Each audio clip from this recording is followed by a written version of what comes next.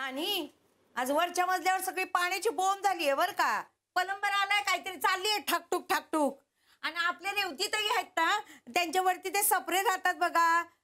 त्यांच्या घरातली बाई आजारी आहे आणि लक्ष्मीने मेली तेव्हाच दांडी मारली आहे.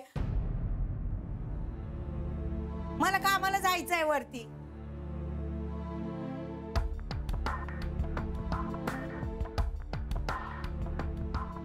नानी, काय झालंय? कसला विचार करताय? पण विचार करून काय उपयोग म्हणा. पण राधिकाची काळजी वाटते ग. नानी, तुम्ही किती लोकांची आणि कशा कशासाठी काळजी करत बसणार आहात? राधिकाची काळजी वाटते कारण ती आमची आहे.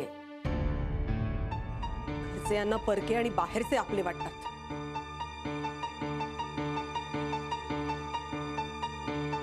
काय गडबड आहे? काय झालंय? काही नाही ग.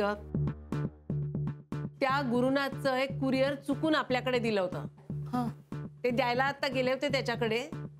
तर त्याच्या घरामध्ये मला या हल्लीच्या मुली घालतात ना तशा उंच टाचेच्या चपला दिसल्या.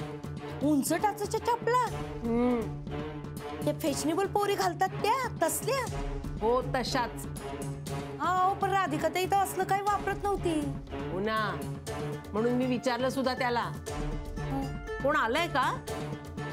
तर म्हणाला, तुम्हाला काय करायचंय? माझा मित्र आणि त्याची बायको आली आहे. तरी मी विचारलं, मग मित्राच्या चपला कुठे आहेत? उडवाउडवीची उत्तरं देत होता का. तोंडावर दरवाजा बंद केला त्यांनी. काय चाललंय काही कळत नाहीये.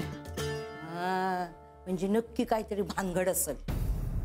ही त्याची ती कोण मैत्रीण जिच्यासाठी राधिकाला घराबाहेर काढलं, ती काय तिचं नाव? शन्या का काय? ती तर नसेल.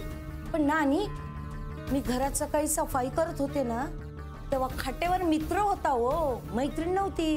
आणि मला तर घरात कोणी बाई बी दिसली नाही. नानी, त्यांचा तो मित्र उंच टाचाचा चपला घालतो का काय? काहीतरी काय बोलतेस अगं. पण यासाठीच राधिकाला फसवलं असेल का त्यांनी? घराच्या बाहेर काढलं ते या मुलीला घरात आणून ठेवायचं म्हणून? हे देवा, खरंच घटस्फोट देतो की काय तिला? अहो नाही हो नानी, तसलं काही नसेल. उगा काहीतरी मनात आणू नका. जाते मी, मला जाऊ दे कामाला. हो, तुमच्या सूनबाईचा डबा राहिला की इथं देऊन येऊ मी? नको, तुला जायचं ना वर कामाला. बरं, मी फोन करते तिला. येते आम्ही. हा ये.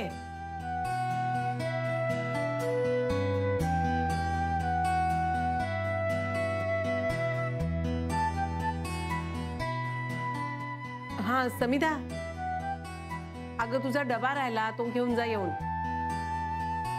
नाही, बकुळा गेली वरती काम करायला, तूच ये.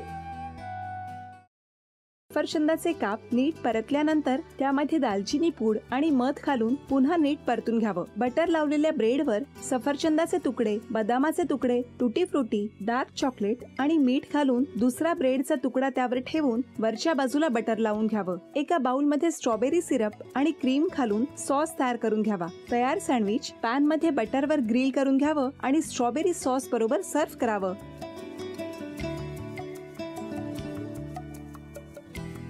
हे जेव्हा बोलत होते तेव्हा मी बघत होतो की या दोघांनी स्वतःचा संसार उभा केलाच, पण स्वतःच्या संसाराबरोबर अनेकांच्या आयुष्यात आनंद निर्माण केला.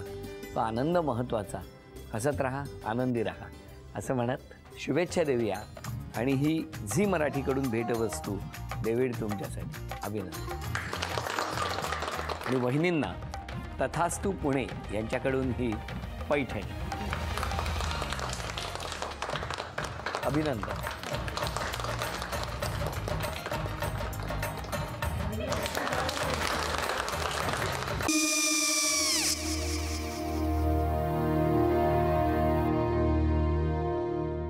काय गो? हा, काय झालं? काय झालं? काय आले, मी निकाल लावून आली. हो, पण तिची आईच काय बोलली? तिला वाटलं का सगळ्या निशाने आपल्या चुका कबूल केल्या का? आई, मी चांगलं सुनावून आली आहे. हं. त्या तिची बाजू घेत होत्या पण मी लक्ष दिलं नाहीये. खूप झालं आता. चांगुलपणा खूप झाला. मऊ दिसलं ना की कोपऱ्याने खणतात ना माणसं, ते असं. अगो पण आईच म्हणली काय तिची, पटला काय ती का? मला माहिती नाहीये. आई मी तुम्हाला नंतर फोन करते. हो आणि आई बाबा जे बोलले त्याचं वाईट नका वाटून घेऊ. सॉरी. सॉरी काय त्या. नेहा आले. आई मी येते. हो काकू येते.